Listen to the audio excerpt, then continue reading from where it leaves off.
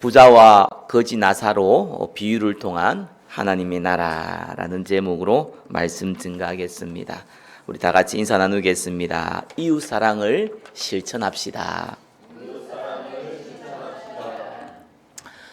누가복음의 저자인 누가는요, 하나님 나라를 위한 재물 또 경제에 관심이 많았습니다. 특별히 누가복음 16장 같은 경우는 전부 재물과 관련된 내용입니다. 자, 불의한 청지기 비유를 통해서 재물에 대해서 얘기했지요. 또 14절에 누가복음 16장 14절에는요, 바리새인들이 돈을 좋아해서 예수님을 비웃었다라는 내용도 나옵니다.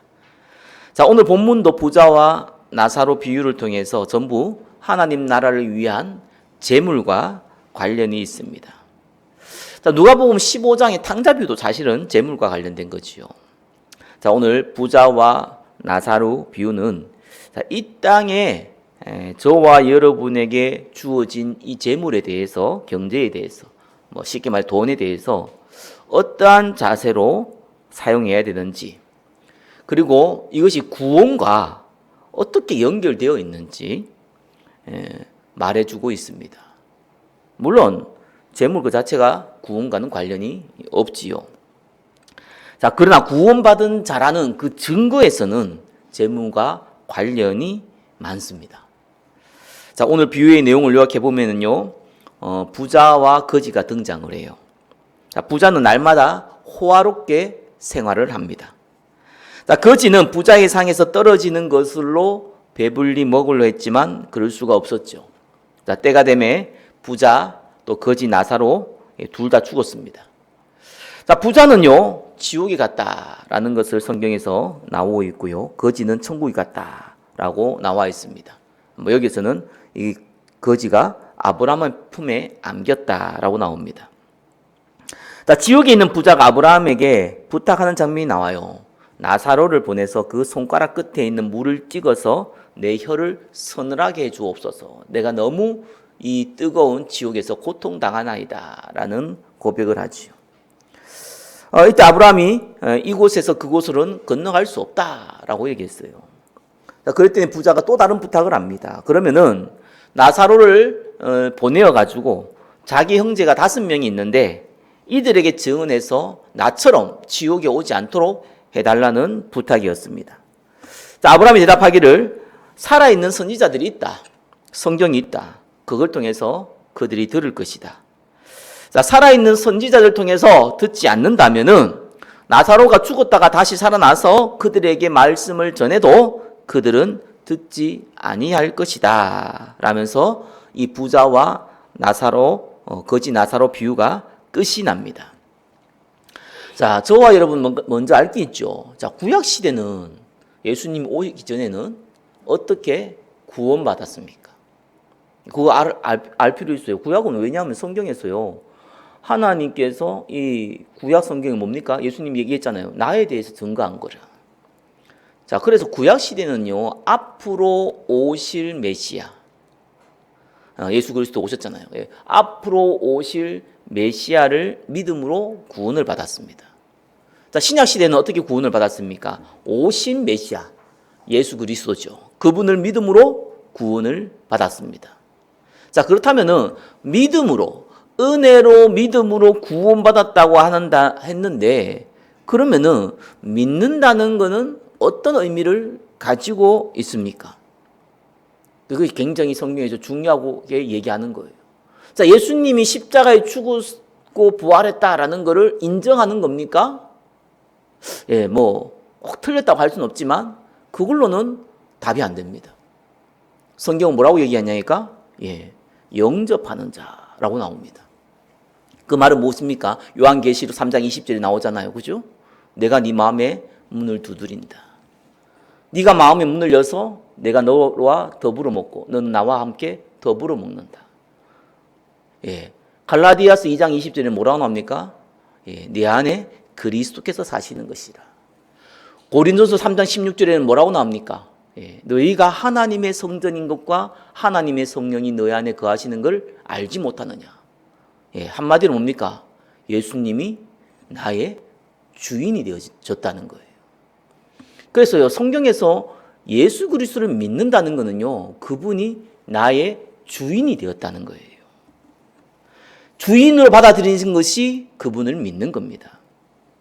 자, 그러면 예수 그리스도가 나의 주인이 되었다는 증거가 있잖아요. 증거가 나타나게 돼 있어요. 그 중에 하나가 재물과 관련된 부분이에요. 그런 관점으로 오늘 이 부자와 거지 나사로의 비율의 의미를 우리가 확인해야 됩니다.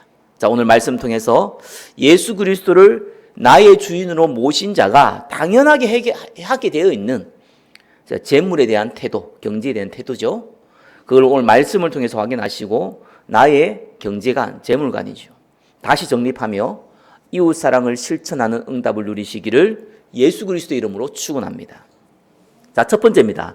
예수 그리스도를 주인으로 모신 자는 이웃사랑을 실천하게 되어 있습니다.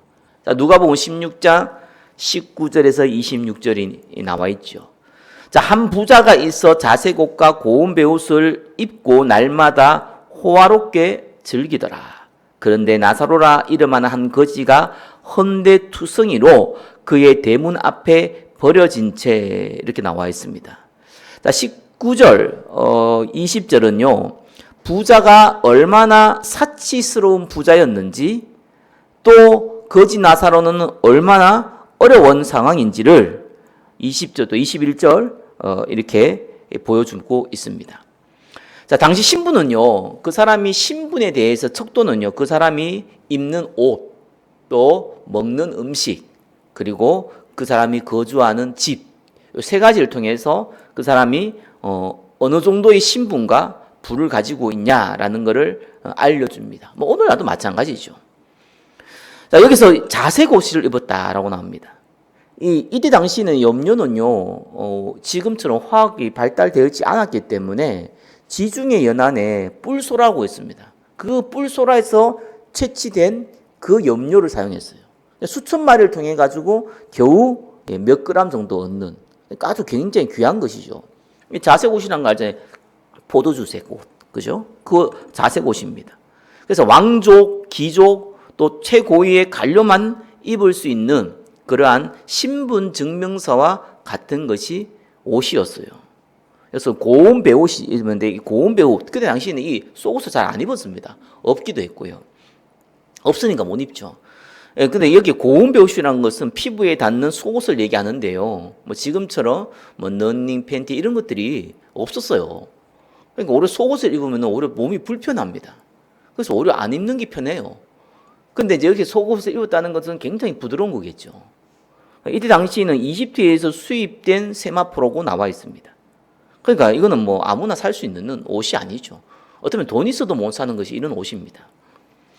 자, 그리고 날마다 호화롭게 즐기더라. 뭐 당시에는 뭐 오늘날은 그래도 선진국에서는 일반 사람들도 배불리 먹는 거는 가능한 시대인데 이때는 일반 사람들이 배불리 먹는다 거의 불가능했죠. 특별한 날에 좀 먹는 거 외에는 사실상 먹기가 힘들었던 시대입니다. 근데 이 사람이 날마다 호의롭게 즐겼다는 것은 날마다 배부르게 또 호화롭게 먹었다는 얘기가 됩니다.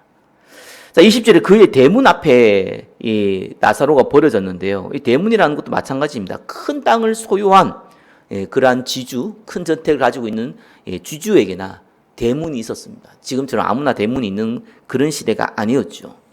자, 반면에 21절에는 또 이 거지 나사로를요, 얼마나 가난한지를 또 보여줘요. 이 부자의 상에서 떨어지는 것으로 배불리려 하매 심지어 개들이 와서 그 헌대를 핥더라. 자, 상에서 떨어진 거. 그 이제 예수님한테 내 딸이 흉악하게 귀신이 들렸나이다 라고 얘기했을 때 예수님이 이 자녀의 빵을 취해서 떡을 취해서 개에게 주신 것이 마땅하지 않는다라고 했죠. 그때 그 여자가 얘기를 하기를 주님 말씀이 옳지만 개들도 주인의 밥상에서 떨어진 부스러기를 먹습니다라는 얘기 나오죠. 자, 여기하고 같은 표현이에요. 이게 어떤 거냐니까 이게 문화적으로 우리가 잘 이해를 못하는데 여기서 상에서 떨어지는 거는요 그냥 먹다니까 여기 떨어진 게 아니에요. 또 우리처럼 먹다가 떼가지고 주는 그런 먹는 게 아닙니다. 이때는요 물이 귀했어요 생각보다. 그래서 손님이 오면은요 종들이 앞에서 발을 씻어주죠. 물이 귀하지만 귀한 손님이 오기 때문에 발을 씻어줍니다. 그래서 마실 물도 굉장히 아껴야 되고요. 뭐 지금 중동도 뭐 비슷한 데 많습니다. 그죠? 그래서 아침에 세수한 거 가지고 저녁에도 세수하고 오죠. 예, 그렇게 합니다. 그만큼 물이 귀해요. 그렇다 보니까 손을 닦아야 되잖아요. 위생 문제. 손을 어떻게 닦냐니까 물보다 싼 게 빵이에요. 그래서 빵을 뜯어가지고 손을 비빕니다. 비벼요. 그걸 가지고 버려요. 그걸 개들이 먹어요. 이런 개념이거든요. 그러니까 얼마큼 참 비참한 상황이라는 거 알겠죠. 손 닦은 어떤 이제 오물이죠. 그거를 이제 주워서 먹었다라고 나오고요. 또 여기서 개들이 와서 그 헌대를 할더라. 당시에 이제 개는요, 이제 부정한 짐승이었습니다.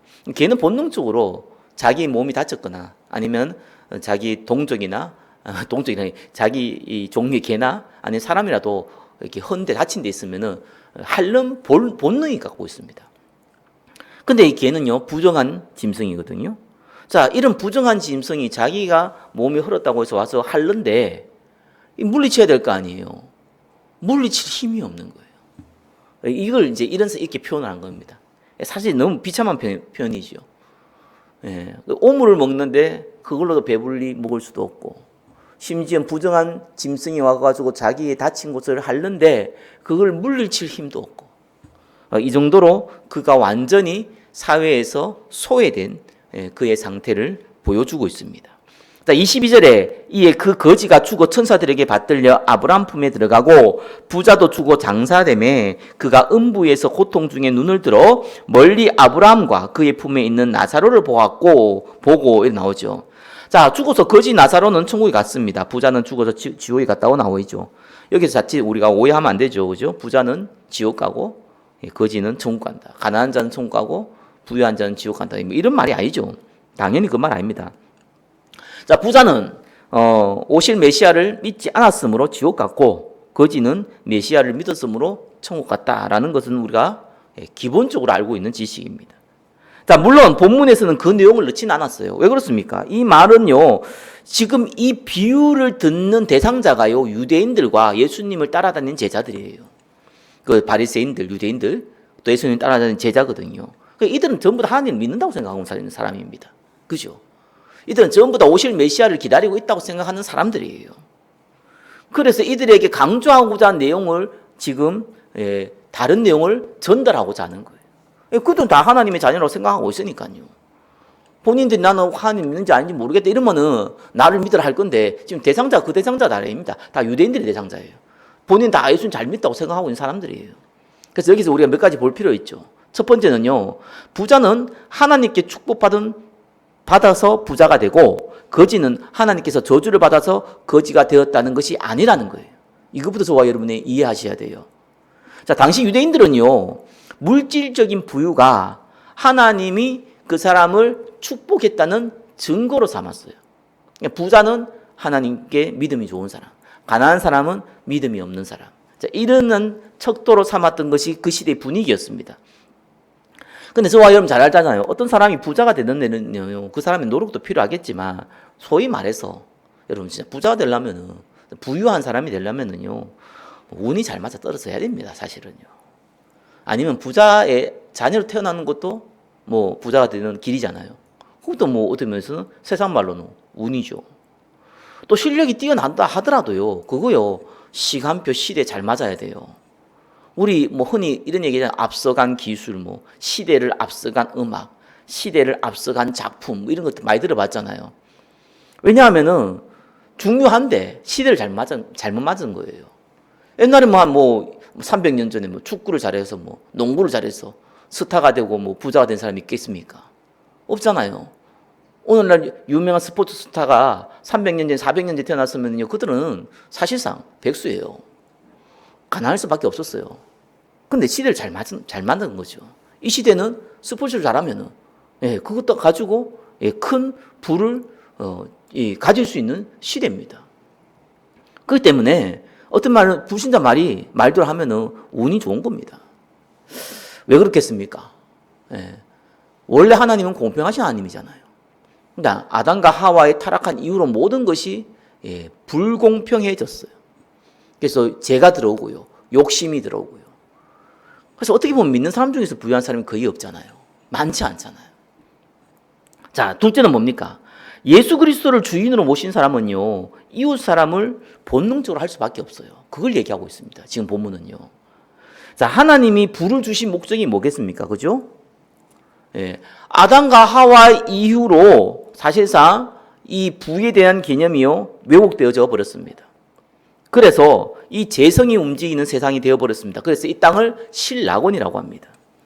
자, 그럼에도 불구하고요, 하나님은 하나님의 백성이 믿는 사람들을 통해서 이 세상을 공평하게 하시려고 합니다. 그 질서를 맞추려고 해요. 하나님 백성을 통해서는요. 그래서 마태복음 22장 35절에 40절에 보니까요, 율법사가 예수님을 시험해서 이렇게 묻죠. 율법 중에 어느 계명이 크나이까 얘기했을 때 예수님이 이렇게 했습니다. 주 너희 하나님을 사랑하라. 이게 첫째 되는 계명이요. 둘째는 그와 같으니, 그와 같다는 말은 뭡니까? 첫째 되는 계명과 동일하다. 그게 뭡니까? 내 이웃을 내 자신같이 사랑하라. 이 두 계명이 율법과 선지자의 강령이다. 이건 뭡니까? 하나님을 사랑하는 자는 이웃을 사랑할 수밖에 없다는 거예요. 같은 말이라는 거예요.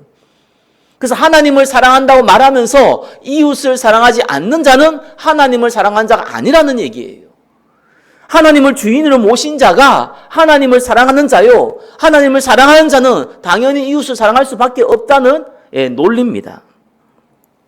그래서 성경은요, 어떻게 서로가 서로를 사랑하며 섬길지에 대해서, 또 강자가 약자에 대해서 어떻게 섬겨야 될지에 대해서 구체적으로 많이 표현하고 있습니다. 특히 에레미야 19장 9절, 10절 이럴 때 봤을 때에 땅에서 곡식을 거둘 때에 너희가 발 모퉁이에 다 거두지 말고 네 땅에 떨어진 이삭을 줍지도 말고 막 이런 얘기 나옵니다. 아니, 레위기죠. 이 얘기가 나옵니다. 왜 그렇습니까? 가난한 자들이 농사 짓고 남은 거 그거 가지고도 떨어져 있는 거 그거 가지고 먹고 살 수 있도록 배려를 하라는 것까지 아주 구체적으로 성경은요, 구약 성경은 기록하고 있습니다. 여러분, 소돔과 고모라가 왜 멸망받은 줄 압니까? 예, 물론 타락해서 멸망받았는데 특별히 하나님께서 소돔과 고모라를 예시적으로 보여줬잖아요. 그래서 완전히 망하는 것을 예시적으로 보여줬습니다. 이 창세기 18장 20절에 보니까요, 소돔과 고모라에 대한 부르짐이 크고 그 제약이 심히 무겁다라고 합니다. 그러니까 제약이 어마어마하게 심했어요. 그래서 제약이 너무너무, 이 땅에서 제약이 너무너무 심하기 때문에 대표적으로, 제약이 안 심한 곳이 어디 있겠습니까? 근데 너무너무 심했기 때문에 대표적으로 거기에 재앙을 하나님이 대표적으로 보여줬어요. 자, 그런데 그 제약이 뭐냐는 거예요. 많은 분들이 창세기만 읽으면요, 착각합니다. 그냥 성적인 타락, 이런 걸 얘기 많이 합니다. 근데요, 에스겔서 16장 49절 50절에는요 분명히 이렇게 기록되어 있어요. 제가 한번 읽어볼게요. 내 아우 소돔의 제약은 이러하니 그와 그의 딸들에게 교만함과 음식물의 풍족함과 태평함이 있음이며 또 그가 가난하고 궁핍한 자를 도와주지 아니하며 거만하여 가증한 일을 내 앞에서 행하였음이라. 그들이 이 음식물의 풍족함과 태평함을 가지고 이웃을 돕지 않고 오히려 그것을 타락하는 데 사용했다는 거예요. 그래서 포커스는 너희들이 이것을 타락하는 데 사용했다가 포커스가 아닌 거예요. 내 이웃을 도와주지 아니했다. 너 가난하고 궁핍한 자를 도와주지 아니했다고 나와 있습니다. 여기 소돔과 고모라가 멸망한 가장 큰 이유예요. 사람들 자꾸 이렇게 무슨 성적인 타락이라든지 이런 걸 자꾸 생각하거든요. 아닙니다. 성경에서 범죄를 얘기할 때는요, 다른 표현입니다. 하나님을 거역한 게 가장 큰 죄잖아요. 하나님의 말씀을 거역한 게 가장 큰 죄예요. 그리고 예수님이 집중했잖아요. 하나님을 사랑하고 내 이웃을 사랑하라. 이거는 같은 거라고. 그러니까 실제로 이 멸망한 이유는 소외된 이웃을 돌보지 않았다는 겁니다. 이 비유에서 등장하는요, 부자는 분명히 하나님을 아는 유대인이에요. 왜요? 24절에 이 거지 나사로가 아브라함 품에 안긴 것을 보고 아브라함이요 라고 했습니다. 아브라함은 누가 알고 있습니까? 이 시대에. 당연히 유대인들이 알고 있죠. 당연히 부자도 자기가 하나님을 믿는 사람을 생각했고, 그죠? 근데 죽어보니 지구가 있는 거예요. 지금 이 얘기를 하고 있는 겁니다. 그래서 아브라함을 자기 조상으로 믿고 있었고 어릴 때부터 성경에서 배웠던 것이 이 부자였습니다. 그러나 부자가 뭡니까? 이 이웃을 외면했기 때문에 지옥 간 게 아니잖아요. 그 말이 안 되잖아요. 그 말이 아니라 이 부자는요, 예수 그리스도를, 하나님을요, 주인으로 모시지 않았다는 거예요. 그 증거가 바로 이 이웃을 외면했다는 그 증거입니다. 그것이. 그들도 보지도 않았다는 거죠. 자, 이건요, 누가복음 16장 14절에 바리새인들이 돈을 좋아하는 자들이라 이 모든 것을 듣고 비유권을, 자, 이 얘기하면서, 이 얘기를 들으면서 예수님이 비유를 든 거예요. 자, 바리새인들이 너희는 하나님을 믿는다고 하지만 너희들은 하나님을 주인으로 모신 자가 아니다 라고 간접적으로 표현한 겁니다. 저와 여러분이 예수 그리스도를 주인으로 모셨다고 생각하는데 특별히 약자에 대해서 관심과 사랑이 없다면은 둘 중에 하나겠죠. 예수님이 저와 여러분의 주인이 아니든지 아니면은 심각하게 영적으로 병들었든지. 목사님, 제가 거지 나사로입니다. 이런 분이 있어요. 맞아요. 그렇게 생각할 수 있죠, 충분히. 그래도 내가 도울 일은 있을 겁니다. 그것이 성경에서 말하고 있는 부분이에요. 자, 저와 여러분들이 예수 그리스도를 주인으로 모셨다면은 약자에 대한 관심과 사랑. 자, 특별히 지금 유대인들한테 얘기하고 있습니다. 유대인은요, 교회의 모델입니다. 그래서 교회 안에 있는 약자에 대한 관심이죠. 특별히 믿는 자에 향한 관심입니다. 믿는 자들의 안에 있는 약자에 대한 관심과 배려를 성경에서는 기록하고 있습니다. 그래 초대교회 같은 경우는요, 이 바나바 같은 경우는 어떻게 했습니까? 자기 재산 다 팔았어요.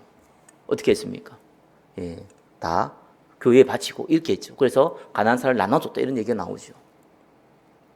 그러니까 이유가 간단한 거예요. 왜냐하면은 하나님을 사랑한 것은 이웃 사랑이 같으니까. 내 이웃이 누굽니까? 너무 고통스러워하니까. 그걸 돕는 거는 그들이 당연한 이치란 거예요. 자, 이 부자는 살아생전에 나사로를 외면했을 뿐만 아니라 죽어서까지도요, 이 거지 나사로를요, 자기 심부름꾼 정도 생각할 정도로요, 이 사람은 교만했습니다. 왜냐하면은 지금 24절에 보니까요, 불러 이르되 아버지 아브라함이여 나를 국률하기 위해서 나사로를 보내어 그 손가락 끝에 물을 찍어 내 혀를 서늘하게 하소서. 내가 이 불꽃 가운데 괴로워하나이다. 물을 누구 보고 달라고 합니까? 직접 달라고 하는 것도 아니고 나사로를 보내래요. 그렇죠? 왜 하필 나사로입니까? 옆에 나사로는 알거든. 여전히 자기 심부름꾼 정도 수준으로 보고 있다는 증거죠. 심지어는 27절에 형제들을 구원하기 위해서 나사로를 다시 살려달래. 왜요? 자기 심부름 할 수 있는 사람이라 생각했거든요. 이것이 교만이고요. 그리스도가 주인이 아니라는 증거입니다. 자, 그 증거로 거지 나사로를 외면한 것이지, 그죠? 예수님이 주인이 아니기 때문에 그 증거로 거지 나사로를 외면한 것이다. 그 말이에요. 자, 그러면서 동시에 세 번째 어떤 얘기를 하고 있냐니까 하나님이 믿는 자의 가난을 해결하지 않기도 한다는 거예요.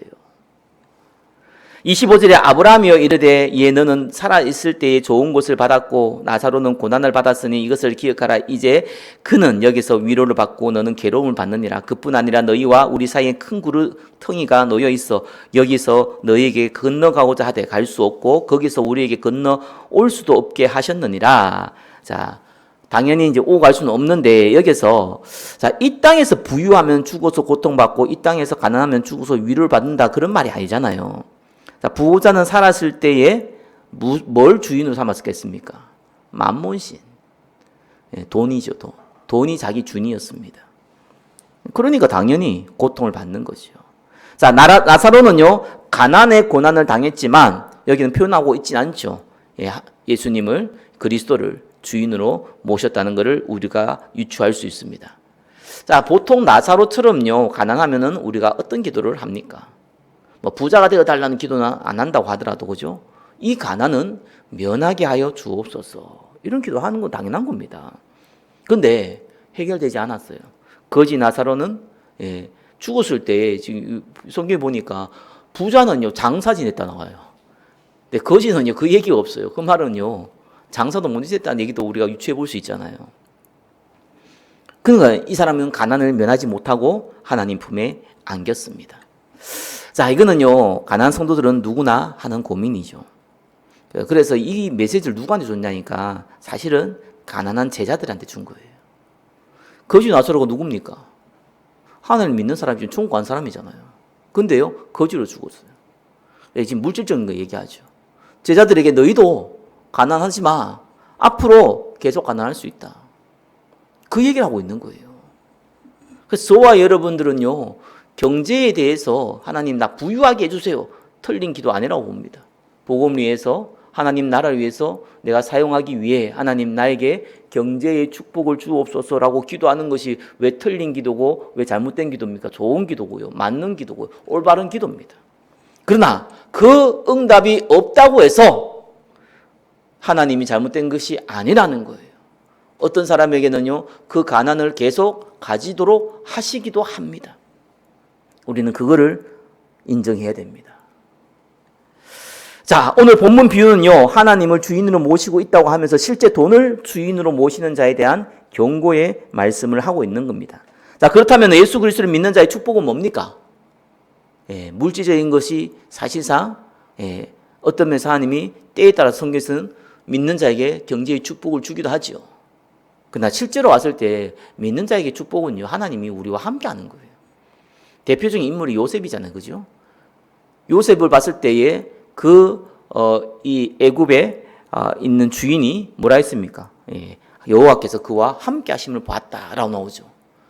저와 여러분이 받은 축복은요, 저와 여러분의 주어진 상황이 아니라 하나님이 함께 하시는 거예요. 요셉이 사실상 아무리 하나님께 형통해도 여전히 그때는 뭐였습니까? 노예였어요. 우리는 기억하셔야 됩니다. 우리가 받은 축복은 하나님이 함께 하시는 겁니다. 나머지는 필요에 따라서, 그릇에 따라서, 시간표에 따라서 주신다는 것을 믿으시기를 예수 그리스도의 이름으로 축원합니다. 두 번째입니다. 예수 그리스도를 주인으로 모신 자는 이 시대의 증인으로 쓰임받아야 됩니다. 27절에 이르되 그러면 아버지여 구하노니 나사로를 내 아버지의 집에 보내소서. 내 형제 5이 있으니 그들에게 증언하여 그들로 이 고통받는 곳에 오지 않게 하소서. 자, 자기 형제들이 지옥에 오지 않도록 죽은 나사로를 살려서 보내달라는 부탁을 하는데, 자, 이 자기 형제들이 하나님을 주인으로 모시게 해달라는 그런 부탁이죠. 29절에 아브라함이 이르되 그들에게 모세와 선지자들이 있으니 그들에게 들을지언이라. 자, 모세와 선지자들은요, 구약 성경을 말하지만, 자, 문맥상 구약을 읽을 수 있는 자라는 의미보다는 모세와 선지자들의 증언을 들을 수 있는 자를 얘기하고 있습니다. 그들에게 들을지어다. 그럼 그들이 누굽니까? 이 시대의 그들은 누굽니까? 지금 이 시대의 저와 여러분들이요, 모세와 선지자의 역할을 한다는 거예요. 그래서 베드로 전서 2장 9절에는 뭐라고 합니까? 너희는 왕같은 제사장이요, 거룩한 나라요, 하나님의 소유된 백성이니, 그의 이 비밀을 전달하기 위해서 우리를 불렀다고 나와 있습니다. 우리가 왕같은 제사자요, 거룩한 나라요, 하나님의 소유된 백성임을 믿으시길 바랍니다. 이 시대의 증인으로 우리를 부르셨다는 거예요. 30절에 이르되 그렇지 아나이다 아버지 아브라함이여 만일 죽은 자에게서 그들에게는 가는 자가 있으면 회개하리이다. 이르되 모세와 선지자들에게 듣지 아니하면 비록 죽은 자 가운데서 살아나는 자가 있을지라도 근함을 받지 아니하리라 하였다 하시니라. 결국은 살아있는 자를 통해서 어떻게 합니까? 복음을 들을 수밖에 없어요. 그 살아있는 자, 그들에게 복음을 전하는 자는 저와 여러분이 한 거예요. 그래서 이 부자와 거지 나사로의 비유를 통해서요, 분명히 크게 두 가지를 얘기하고 있는 겁니다. 뭘 얘기하고 있습니까? 당연히 저와 여러분의 하나님이 주신 재물은 저와 여러분의 이 그릇에 따라서, 가지고 있는 재물에 따라서 이웃 사랑에, 특별히 믿는 자를 위한 이웃 사랑에, 교회와 하나님 나라를 위해서 사용할 수밖에 없다는 겁니다. 예수님을 주인으로 모신 자는요. 그리고 전도와 선교는 당연히 해야 한다는 것을 얘기하고 있습니다. 자, 저와 여러분이 이 땅에서 받은 재물을 어떻게 사용하는가는 저와 여러분의 주인이 누구인지, 저와 여러분의 믿음이 어떠한지를 알려주는 척도가 됩니다. 한 주간 이 땅에서 나에게 주어진 것을 하나님 나라를 위해서 어떻게 사용해야 할 것인지 기도하고 기획하고 실천하는 시간 가지시기를 예수 그리스도의 이름으로 축원합니다. 기도하겠습니다. 하나님 감사합니다. 부자와 거지 나사로 비유를 통하여서 당연히 해야 될 이웃사랑과 당연히 해야 될 전도 선교의 축복을 누리게 하옵소서. 예수 그리스도의 이름으로 기도드립니다. 아멘.